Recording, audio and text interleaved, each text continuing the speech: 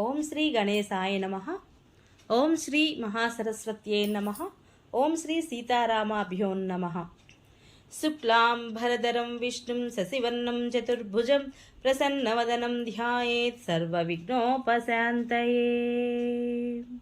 మనోజవం మారుతతుల్యవేగం జితేంద్రియం బుద్ధిమతాం వరిష్టం వాతాత్మజం వానరయూధముఖ్యం శ్రీరామదూతం శరణం ప్రపద్యే.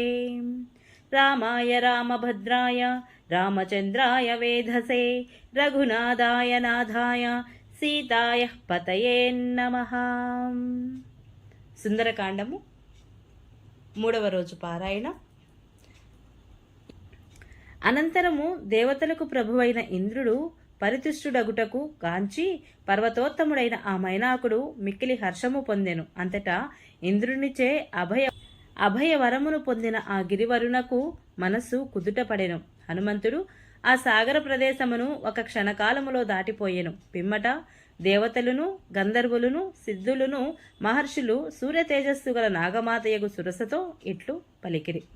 యోజనముల కొలది ప్రయాణము చేసినను అలుపెరుగక చక్కని తేజస్సుతో విలసిల్లుచున్నవాడు హనుమంతుడు అను పేరుగల ఈ వాయునందనుడు సాగరము పైభాగమున ఆకాశమున పయనించుచున్నాడు.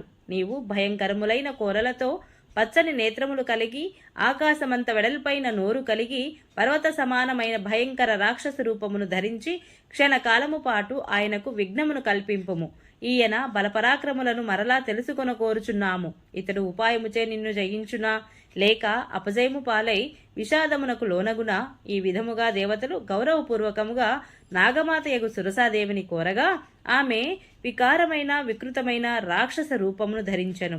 సర్వలోక భయంకరమైన ఆ రూపముతో ఆమె ఆకాశమున పయనించుచున్న ఆ హనుమంతుడిని సముద్ర మధ్యమున అడ్డగించింది. ఇట్లు పలికెరు. ఓ వానరేశ్వరా, దేవతలు నిన్ను నాకు ఆహారముగా నిర్ణయించిరి కనుక నిన్ను నేను భక్షించుదును. నా నోటిలో ప్రవేశింపుము.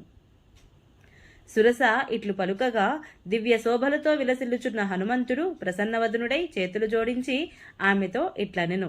దశరథుడి కుమారుడైన శ్రీరామచంద్రుడు తన తమ్ముడైన లక్ష్మణుడి తోడను భార్య అయిన సీతాదేవి తోడను కూడి దండకారణ్యమున ప్రవేశించెను. రాక్షసులను హతమార్చదను అని ఋషుల సమక్షమున చేసిన ప్రతిజ్ఞ మేరకు మారీచుడిని వధించుటకై వెళ్లియుండగా ఆయన భార్యయగు యశస్విని అయిన సీతాదేవిని రావణుడు అపహరించుకుని వచ్చెను. రాముని ఆదేశానుసారముగా నేను ఆమె కడకు దూతగా వెళ్ళుచుంటిని. ఓ సురస, నీవు ఆయన రాజ్యమందే నివసించుచున్నదానువు కదా. ఆయన త్రిలోక ప్రభువు కనుక ఆయన కార్యమునకు సహాయపడము. అట్లు కానిచో సీతామాతను చూచి ఆమె కుశల వార్తను కార్యనిర్వహణాధ్యక్షుడైన రామునకు తెలిపి పిమ్మట నీ ముఖమున ప్రవేశించుదును. నేను ఈ మాటను ప్రతిజ్ఞాపూర్వకముగా పలుకుచున్నాను. హనుమంతుడు ఇట్లు వచింపగా కామరూపిణి అయిన సురస ఇట్లు పలికెను. ఎవరునూ నన్ను కాదని ముందుకు సాగలేరు. ఇది నాకు వరము. ఇట్లన్నను కూడా ముందుకు సాగుచున్న హనుమంతుడిని చూచి అతడి బలాక్రమను పరీక్షింపగోరినదై నాగమాతి అయిన సురసాదేవి ఇట్లు పలికెను. ఓ వానరోత్తమా, ఇప్పుడు నీవు నా నోట ప్రవేశించియే ముందుకు సాగవలెను. పూర్వము బ్రహ్మదేవుడు నాకు ఇచ్చిన వరమిది అని పలుకుచు త్వరపడుచున్నదై నోటిని విపులముగా తెరిచి హనుమంతుని ముందర నిలిచెను. సురస ఇట్లు వచింపగా హనుమంతుడు క్రుద్ధుడై నన్ను మృంగధరిచినచో నీ నోటిని తెరువుము అని సురసతో పలికిను.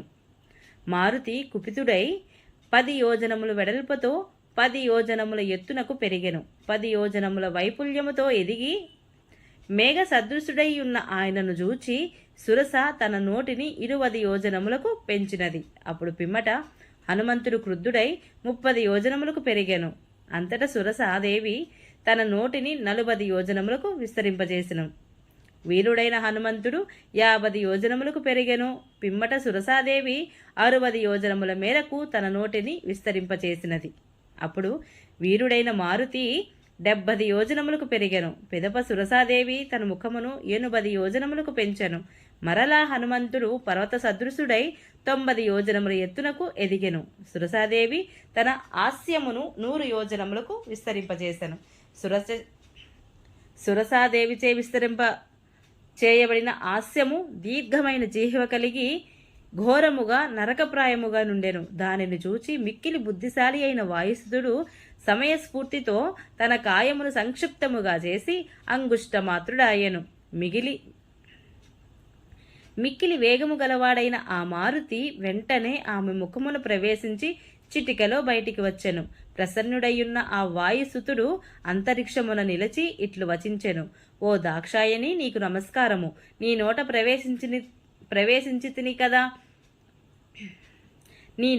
ప్రవేశించి కదా ఇంకా సీతాదేవి కడకు వెళ్ళెదను. నీకు బ్రహ్మ ఇచ్చిన వరము కూడా నెరవేరి సత్యమైనది గదా.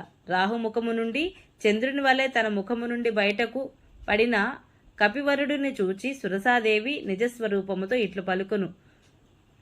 సౌమ్యుడవైన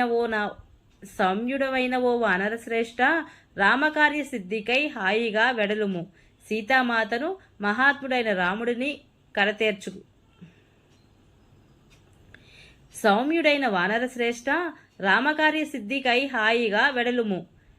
సీతామాతను మహాత్ముడైన రాముని కడకు చేర్చుము. అప్పుడు హనుమంతుడనర్చిన మిక్కిలి కష్టసాధ్యమైన ఆ 3వ కార్యమును చూచి ప్రాణులన్నయును బాగు అని ఆయనను ప్రశంసించినవి. వేగముగా గరుత్మంతునితో సమానుడైన ఆ మారుతి సులభముగా దాటుటకు శక్యముగాని వరుణాలయమైన సాగరమును సురస కారణముగా సమీపించెను. అనంతరము అతడు ఆకాశ మార్గమునకేగి ప్రయాణము సాగించెను. ఆ ఆకాశ మార్గము వారి ధారలచే ఒప్పుచుండును, పక్షులచే సేవించబడుచున్నది.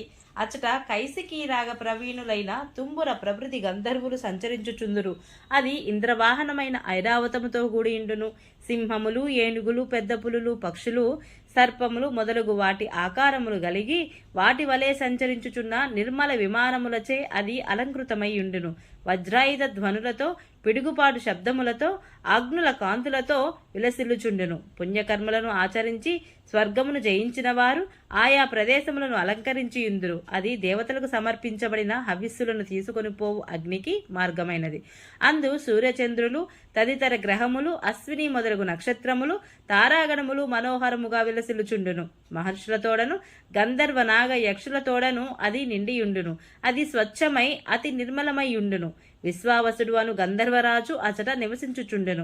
మంగళకరమగు సూర్యచంద్రులు గమన మార్గము అయిన ఆ ఆకాశమున దేవేంద్రుని గజములు సంచరించుచుండెను. ఆ ఆకాశము ప్రాణికోటి పైభాగమున బ్రహ్మ నిర్మించిన వితానము అంటే మేలుకట్టె వలె విరాజుల్లుచుండెను. శ్రేష్ఠులైన విద్యాధరులు, వీరులు పలువురు అచట సంచరించుచుందురు. అట్టి ఆకాశ మార్గమున వాయుసుతుడు గరుత్మంతుని వలె వేగముగా సాగిపోవచుండెను. హనుమంతుడు వాయువు వలె మేఘములను చీల్చుకొని పోవచుండెను. నలుపు, అగరు, ఎరుపు, పసుపు, తెలుపు వన్నెలు గల ఆ మేఘములు ఆయనచే ఆకర్షింపబడు ప్రకాశించుచుండెను. మారుతి మేఘమండలమున పదే లోపలికి చొరబడుచు బయటికి వచ్చుచు వర్షాకాలమున మేఘముల మధ్య చరించు చంద్రుని వలె ప్రకాశించెను. నిరాధారమైన ఆకాశ మార్గమునకు వెళ్ళుచు ఎక్కడ చూచినను అతడే గోచరించుచు ఆ మారుతాత్మజుడు రెక్కలు గల ఒక మహాపర్వతము వలె ప్రకాశించెను. కామరూపిణి అయిన సింహిక అను రాక్షసి ఆకాశమున ఎగిరిపోవచ్చున్న మారుతిని చూచి ఉవ్వెత్తుగా పెరిగినదై మనస్సున ఇట్లు ఆలోచించెను. ఇంతకాలమునకు ఒక మహాజంతువు నాకు దక్కనున్నది. చాలా కాలమునకు పిమ్మట నేను మంచి ఆహారమును తనివిదీరా తినబోవచున్నాను. ఆ రాక్షసి ఇట్లా ఆలోచించి ఆయన ఛాయను ఒడిసిపట్టెను. తన నీడ లాగుకొని పోబడుచుండగా హనుమంతుడు ఇట్లు తలపోసెను. సముద్రమున ఎదురుగాలికి పయనించు మహానావ వలె నా పరాక్రమము కుంటుపడుతున్నది. నేను బలవంతముగా లాగబడుచుంటిని. అనంతరము హనుమంతుడు క్రింద పైన అన్ని వైపులా పరికించెను. అప్పుడు అతడు సముద్రము నుండి బయల్వెడలిన ఒక మహాసత్యమును గాంచెను. ఆ వికృతాకారమును చూచి మారుతి ఇట్లు తలంచెను. చూచుటకు మిక్కిలి ఆశ్చర్యకరము మహాశక్తివంతము అయిన ఈ ఛాయాగ్రాహిని గూర్చే కపిరాజైన సుగ్రీవుడు తెలిపి ఉండెను. అదియే ఇది అయి ఉండవచ్చును, ఇందు సందేహము లేదు. ప్రజ్ఞాశాలి అయిన ఆ హనుమంతుడు యథార్థముగా అది సింహికయే అని గుర్తించెను. వర్షాకాలమునందలి మేఘము వలె అతడు తన శరీరమును పెంచెను. ఆ మహాకపి యొక్క పెరుగుచున్న కాయమును చూచి ఆ సింహిక పాతాళ కుహర మనుబోలు తన నోటిని తెరిచెను. మేఘమండలము వలె గర్జించుచు హనుమంతుని మీదికి విజృంభించినది. పిమ్మట మేధావి అయిన ఆ మహాకపి తన శరీరమును కబళించుటకు అనువుగా తెరవబడిన ఆమె విశాల ముఖమును చూచెను. పిదపాతుడు తన మర్మస్థానములను సంక్షిప్తమునర్చి మహావీరుడును వజ్రదేహుడును అయిన ఆ కపివరుడు వివృతమైన దాని నోటి యందు అతి వేగముగా దుమికెను. పున్నమి నాడు రాహువుచే గ్రసింపబడుచున్న పూర్ణచంద్రుని వలె ఆమె ముఖమున మునిగిపోవుచున్న హనుమంతుని సిద్ధచారణులు చూచిరి. పిమ్మట వానరేంద్రుడు తన వాడి గోళ్లతో సింహిక యొక్క ఆయువు పట్టులను చీల్చి చెండాడెను. వెంటనే మనోవేగముతో ఆకాశమునకెగిరెను. మహాప్రజ్ఞశాలి అయిన ఆ హనుమంతుడు సమయస్ఫూర్తితో ధైర్యముతోనూ పటుత్వముతోనూ ఆ సింహికను రూపుమాపి మరలా వేగముగా పెరిగి ఆకాశమునకు ఎగిరి ముందునకు సాగెను. హనుమంతుడు ఆమె గుండెలను చీల్చివేయక ఆ సింహిక ఆర్తయై సముద్రమున పడిపోయెను. హనుమంతుడు సింహికను హతమార్చుటయు బ్రహ్మ సంకల్పంలోని భాగమే కదా. హనుమంతుడి చేతిలో క్షణములో గతాసువై సముద్ర జలముల పాలైన ఆ సింహికను గాంచి ఆకాశమున చరించు సిద్ధ గంధర్వాదులందరూ ఆ కపివరుడితో ఇట్లనిది: ఈ మహాప్రాణిని హతమార్చి నీవు ఒక అద్భుత కార్యమును సాధించితివి. ఓ వానరోత్తమ, నీకు ఇష్టమైన మంగళకరమైన కార్యమును సాధింపుము. నీ వలె గట్టి ధైర్యము, దూరదృష్టి, సమయస్ఫూర్తి, పటుత్వము కలవాడును తన కార్యసిద్ధి అందు ఎన్నడును వైఫల్యము పొందడు. పూజ్యుడైన హనుమంతుడు తాను ముందుగా చేపట్టియున్న సీతాన్వేషణ కార్యమును సాధింపదలిచినవాడై గంధర్వాదులచే గౌరవింపబడెను. అనంతరము ఆకాశ మార్గమున గరుత్మంతుని వలె ముందుకు సాగెను. ఇంచుమించుగా ఆవలి తీరమునకు చేరి నలువైపులు పరికించి చూచెను. అతడు 100 యోజనముల మేరకు సముద్రమును లంఘించిన పిదప వృక్షపంతులను గాంచను. ఆ కపిశ్రేష్ఠుడు భూమిపై దిగుచునే వివిధ వృక్షములతో కలకలలాడుతున్న ద్వీపమును, లంకకు దక్షిణముననున్న మలయ పర్వతమునందలి ఉపవనములను గాంచెను. అతడు సముద్రమునకు సమీపము గల జలాశయములు, ఆ ప్రదేశములో పుట్టి పెరిగిన వృక్షములు, త్రికుట పర్వతమునందు పుట్టి ప్రవహించున్నట్లుగా